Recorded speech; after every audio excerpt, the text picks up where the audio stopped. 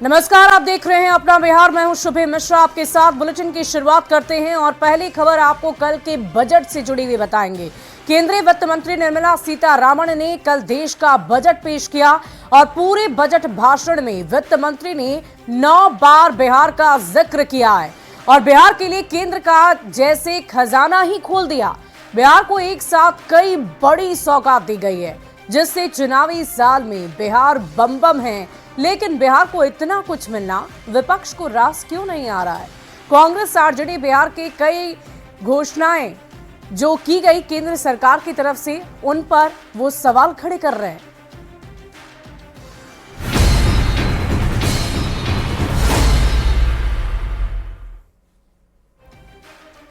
बढ़ते आगे, सबसे पहले एक नजर डाल लेते हैं बिहार को देश के आम बजट में क्या क्या मिला है।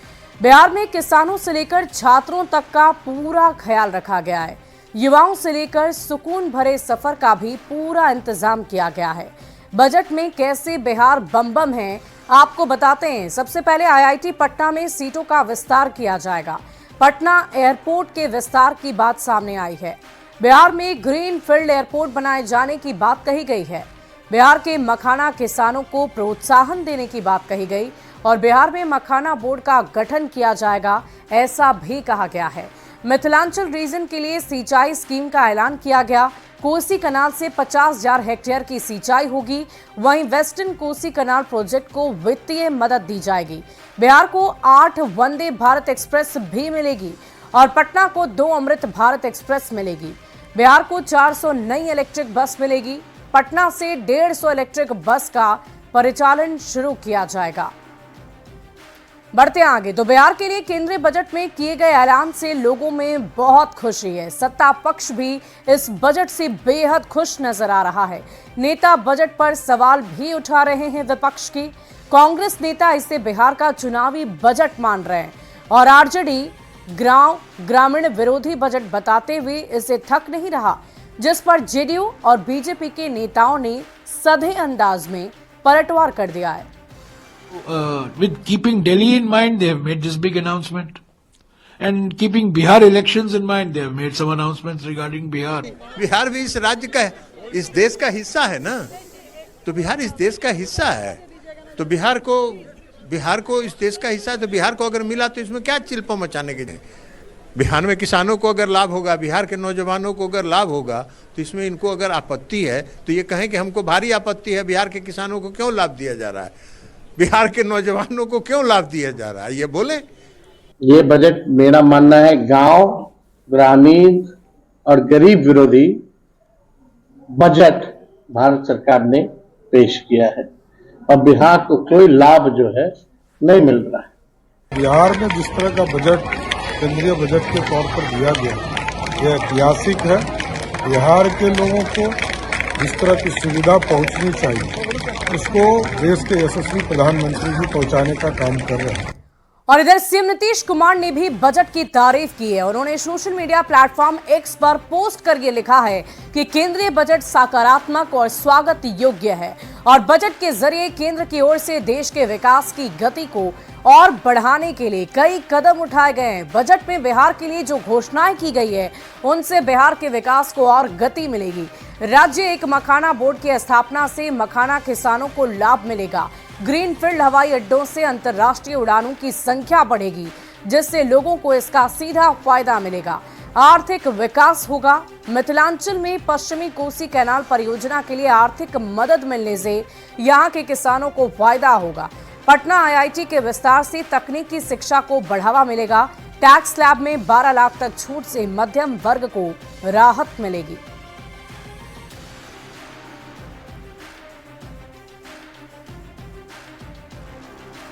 और देखिए, केंद्रीय बजट में इस बार बिहार में अमृत भारत और वंदे भारत ट्रेनों के अलावा इलेक्ट्रॉनिक बसों की संख्या बढ़ाने का निर्णय लिया गया है। राज्य में 8 वंदे भारत और 400 इलेक्ट्रिक बसों की सुविधा मिल सकेगी। राजधानी पटना को भी इसका फायदा मिलेगा। यहां से 150 नई इलेक्ट्रिक बसों का परिचालन किया जाएगा। बजट में किए गए प्रावधानों से आम लोगों को बेहतर सुविधा मिल सकेगी। केंद्रीय बजट में बिहार को हर पहलू से मदद मिली है। परिवहन के साधनों की अगर बात कर लें तो बिहार को कई सौगात परिवहन के क्षेत्र में मिली है। बात चाहे रेलवे की कर लें या फिर ट्रांसपोर्ट की कर लें। बिहार में इस बार अमृत भारत, वंदे भारत ट्रेनों और इलेक्ट्रॉनिक बसों की संख्या बढ़ाने का फैसला लिया गया है। 2025-26 के रेल बजट में राज्य को 8 वंदे भारत के अलावा 400 इलेक्ट्रिक बसों की सौगात जो है वो मिली है। पटना को 2 अमृत भारत और 4 वंदे भारत ट्रेन मिलने की उम्मीद है। यहां से 150 नई इलेक्ट्रिक बसों का भी परिचालन किया जाएगा। परिवहन विभाग के अधिकारियों की माने तो केंद्र सरकार ईवी को प्रमोट कर रही है। बस चार्जिंग स्टेशन और डिपो निर्माण करने के लिए भी बजट राशि मिलेगी। पटना में बसों का परिचालन 150 किलोमीटर के दायरे में किया जाएगा। इससे हर दिन करीब 12,000 यात्री सफर कर सकेंगे। साथ ही पीएम ई बस योजना के अंतर्गत पूर्णिया, गया, बिहार शरीफ, मुजफ्फरपुर और दरभंगा को 50-50 बसें मिलेंगी। इसके लिए केंद्रीय बजट में राशि निर्धारित कर दी गई है। इलेक्ट्रॉनिक बसों की अगर विशेषता की बात करें तो बसों को जीपीएस से ट्रैक किया जाएगा। खतरे की स्थिति में इसमें अलार्म भी बजेगा। इन बसों में सीसीटीवी कैमरे भी लगे रहेंगे। इनमें एसी की सुविधा तो होगी ही और महिलाओं के लिए खास सुरक्षा होगी। सबसे बड़ी बात है कि इन बसों का किराया भी कम होगा। इलेक्ट्रिक बसों का परिचालन फुलवारी शरीफ परिवहन परिसर से किया जाएगा। तो निश्चित तौर पर जो ये सुविधा मिलेगी, ये केंद्रीय बजट में बिहार के लोगों के लिए एक बड़ी सौगात है और इसका फायदा आम लोगों को मिलेगा। भले ही विपक्ष तमाम तरह के सवाल करे, लेकिन जो ये फैसिलिटी प्रोवाइड की जाएगी आम लोगों को, इसका कोई पहले प्रावधान नहीं था और इस प्रावधान से लोग निश्चित तौर पर लाभान्वित होंगे। कैमरा पर्सन सुबोध के साथ संजय कुमार, न्यूज 18 पटना। तो पिछले 20 साल से जिनके हाथ में बिहार की सत्ता की स्टीयरिंग है और बिहार को निरंतर विकास के पथ पर आगे बढ़ा रहे हैं, वो मुख्यमंत्री नीतीश कुमार भी इस बजट को ऐतिहासिक बता रहे हैं। लेकिन चुनावी साल में बिहार को इतना सब कुछ मिलने से विपक्ष बेहद परेशान है और बिहार कांग्रेस अध्यक्ष अखिलेश प्रसाद सिंह इस बजट से ही दुखी हैं और बिहार को ठगे जाने का आरोप लगा रहे हैं, जिस पर जेडीयू सांसद संजय झा ने पलटवार किया है। ऐसे क्या हो जाएगा बिहार को, तो बता दीजिए। आप खुश नहीं बिहार के लिए जो घोषणा हुई थी? हम लोग दुखी हैं, हम लोग गुस्से में हैं कि हमेशा बिहार के लोग मोदी सरकार को पिछले 3 चुनाव से जिता के यहाँ भेजते हैं, यहाँ सरकार बनवाने का काम करते हैं और बिहार को हमेशा ठगने का काम हो रहा है। नहीं, हम धन्यवाद देते हैं वित्त मंत्री निर्मला सीतारमण जी का, आदरणीय प्रधानमंत्री मोदी जी का, खास करके जो ग्रीनफील्ड एयरपोर्ट आने से, जैसे जेवर में एयरपोर्ट है उसी स्तर का एक एयरपोर्ट बिहार में बन जाएगा। तो अंतर्राष्ट्रीय फ्लाइट यहाँ से देश और दुनिया में जाएगा। और जो मखाना बोर्ड का अनाउंसमेंट हुआ है, अब उनको वहीं पर मार्केटिंग, पैकेजिंग, उसका लिंकेज सब कुछ मखाना बोर्ड के थ्रू वहाँ पर होगा। तो मुझे लगता है नीतीश कुमार जी ने बहुत सारा काम बिहार के लिए किया, लेकिन बहुत सारे पैरामीटर पे बिहार अभी भी नेशनल एवरेज से पीछे है। पिछले बजट से भी और आज जो बजट आया है, इस सब अनाउंसमेंट से बिहार भी नेशनल एवरेज को जल्दी ही कैच करे। और बजट में बिहार की बल्ले बल्ले हुई है। मिथिलांचल के लिए भी बजट में खजाना खोल दिया गया। वहीं वित्त मंत्री निर्मला सीतारमण ने सफेद कलर की मिथिला पेंटिंग वाली साड़ी पहनकर बजट पेश किया। इस रिपोर्ट को देखिए।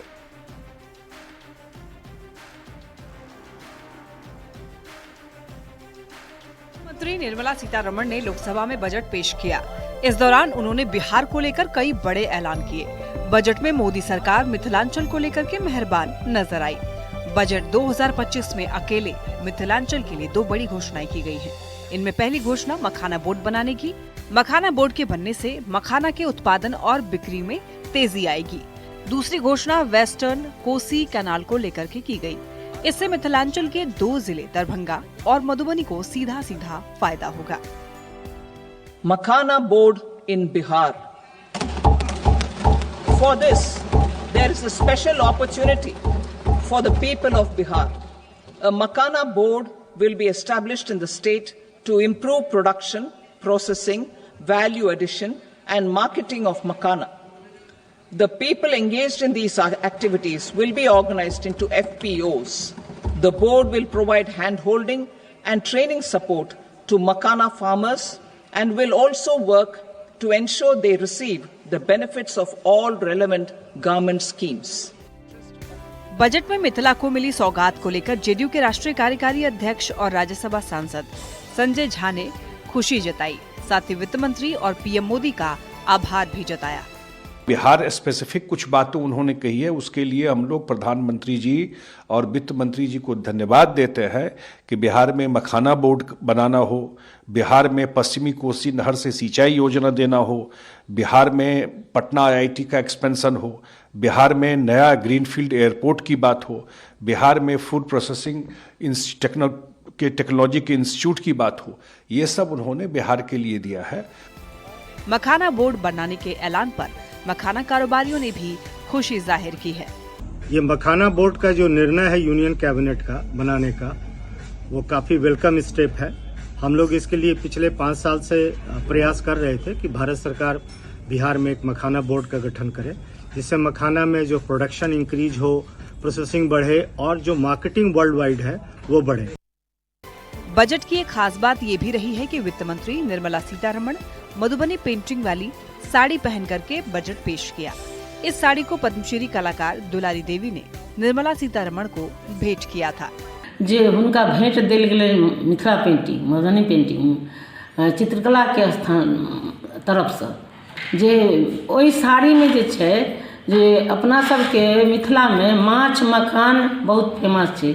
ओहि साड़ी में हम दर्शेने छलियै जोरुआ माछ और कमल, तो माछ अहाँके विष्णु रूप होइ छै।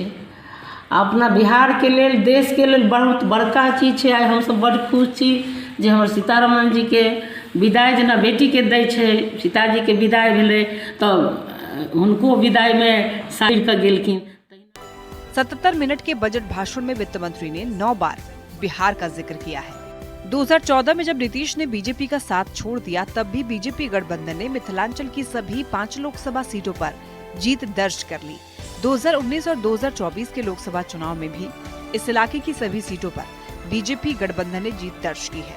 यही वजह है कि बजट में मिथिलांचल का खास ख्याल रखा गया है। न्यूज़ 18 के लिए दरभंगा से विपिन कुमार दास के साथ ब्यूरो रिपोर्ट।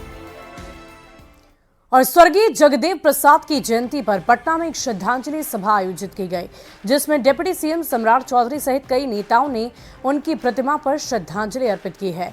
इस मौके पर सम्राट चौधरी ने लालू प्रसाद और तेजस्वी यादव पर जमकर निशाना साधा और केंद्रीय बजट की आलोचना पर सम्राट चौधरी ने कहा है कि लालू प्रसाद और उनका परिवार सिर्फ बिहार को लूट सकता है, इससे ज्यादा बिहार के लिए कभी कुछ नहीं किया गया।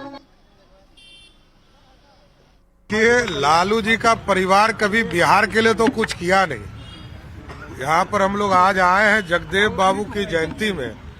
जगदेव बाबू ने जो नारा दिया उस पर लालू जी ने वोट लिया, किया सिर्फ अपने लिए, अपने परिवार के। लालू जी या लालू जी का परिवार सिर्फ बिहार को लूट ही सकता है, अपने और अपने परिवार के लिए।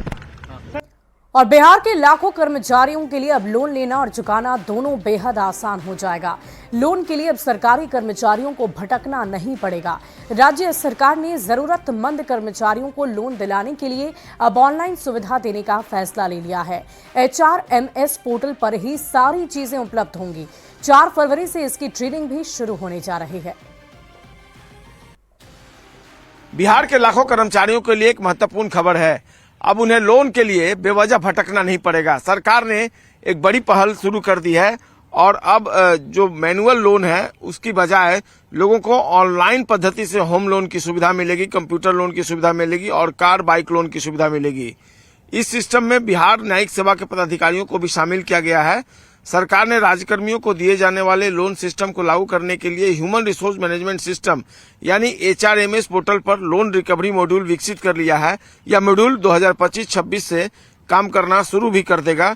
मॉड्यूल सही प्रकार से काम करे, इसके लिए बाकायदा कर्मियों को ट्रेनिंग दी जा रही है। बिहार प्रशासनिक सुधार मिशन सोसाइटी के विशेष कार्य पदाधिकारी द्वारा सरकार के इस फैसले के संबंध में सभी विभागों के स्पेशल सेक्रेटरी के अलावा अपर सचिव, संयुक्त सचिव के साथ ही प्रमंडलीय आयुक्त, IG और जिलाधिकारियों को अवगत करा दिया गया है।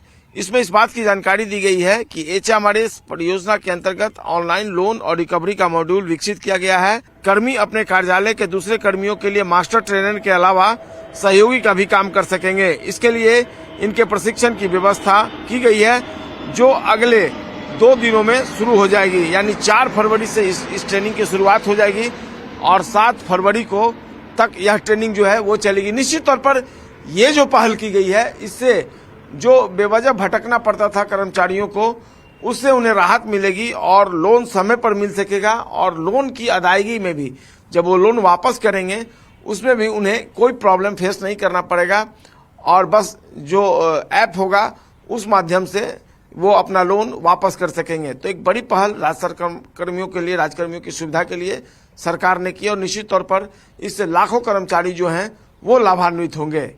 कैमरा पर्सन सुबोध कुमार के साथ संजय कुमार, न्यूज 18 पटना। और बिहार के मुख्यमंत्री नीतीश कुमार प्रगति यात्रा के दौरान आज बांका में विकास योजनाओं का निरीक्षण करेंगे। सीएम बांका में 362 करोड़ रुपए की 175 विकास योजनाओं का उद्घाटन और शिलान्यास भी करेंगे। इस दौरान मुख्यमंत्री सबसे पहले रज्जौन प्रखंड के बब्बरचक पहुंचेंगे, जहां राज्य के पहले स्मार्ट विलेज का उद्घाटन करने के साथ ही जीविका दीदियों से सीधा संवाद भी करेंगे। इसके बाद मुख्यमंत्री ओढ़नी डैम पहुंचेंगे, जहां पर्यटन विभाग की तरफ से चलाए जा रहे विकास योजनाओं का भी जायजा लेंगे। ओढ़नी डैम के बीचों बीच आइलैंड पर करीब 7.5 करोड़ की लागत से बने रिजॉर्ट का भी सीएम नीतीश कुमार उद्घाटन करेंगे। सीएम नीतीश अमरपुर प्रखंड के राजपुर पहुंचेंगे, जहां प्रस्तावित मेडिकल कॉलेज का शिलान्यास किया जाएगा। इसके बाद सीएम अधिकारियों के साथ विकास योजनाओं की भी समीक्षा करेंगे। इस कार्यक्रम में माननीय मुख्यमंत्री जी बांका के लिए बड़ी सौगात लेकर आ रहे हैं। जिस जिले में गए हैं उस जिले में बड़ी सौगात मिली है और बांका में मेडिकल कॉलेज के लिए जमीन चिन्हित किया गया है, उसको भी माननीय मुख्यमंत्री जी देखेंगे और अन्य बहुत सारी योजनाओं का भी शिलान्यास मुख्यमंत्री जी शिलान्यास करेंगे, उद्घाटन करेंगे। मुख्यमंत्री अपने प्रगति यात्रा को लेकर आज बांका पहुंचने वाले हैं और इस दौरान बांका को बड़ी सौगात देने वाले हैं। अगर बात की जाए तो मुख्यमंत्री का बांका में रजौन के बबरचक, बांका के राजपुर, अमरपुर के राजपुर और बांका के ओढ़नी डैम में इनका कार्यक्रम है। इस दौरान मुख्यमंत्री शिलान्यास और उद्घाटन के कार्यक्रम करने वाले हैं, जिसमें बताया जा रहा है कि 363 करोड़ की योजना इसमें शामिल है। अगर बात की जाए तो अमरपुर के राजपुर में मुख्यमंत्री यहां पर मेडिकल कॉलेज को लेकर यहां पर भूमि का सीमांकन हुआ है, उसका लोकार्पण करेंगे और उसका शिलान्यास भी करेंगे। ऐसे देखा जाए तो बांका के लोगों के लिए यहाँ मेडिकल कॉलेज की दशकों पुरानी मांग थी, लेकिन अब लगता है कि इसकी मांग पूरी होगी, जिससे लोगों को उत्तम स्वास्थ्य सुविधा मिलेगा, लोगों को यहाँ पर रोजगार का अवसर मिलेंगे। अगर बात की जाए तो बांका के ही पुलिस लाइन के पास से वहाँ पर सड़क चौड़ीकरण को लेकर अन्य योजनाओं को लेकर वहाँ भी शिलान्यास के कार्यक्रम है और इसके बाद उनका ओढ़नी डैम में वहाँ पर कार्यक्रम है, जहाँ की विकास की योजनाएं चल रही है और ओढ़नी डैम के आइलैंड पर वहाँ पर करीब 7.5 करोड़ की योजना लागत से वहाँ पर रिजॉर्ट बनाया गया है, जिसका कि उद्घाटन करेंगे। अगर कुल मिलाकर देखा जाए तो बांका जिला को बहुत बड़ी सौगात मिलने वाली है, जिससे यहाँ के लोगों में काफ़ी खुशी है।